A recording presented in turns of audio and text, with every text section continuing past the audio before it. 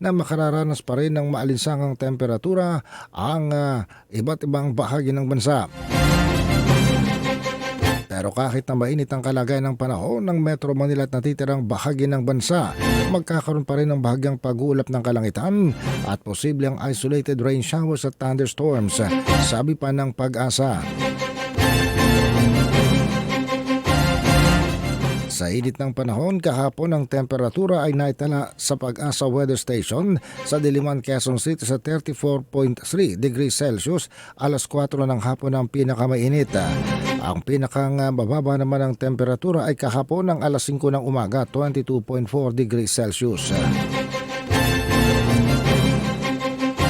Samantala, ang bagyong minomonitor na nasa labas ng Philippine Area of Responsibility ay namatan sa layong 2,385 kilometro silangan ng Eastern Luzon.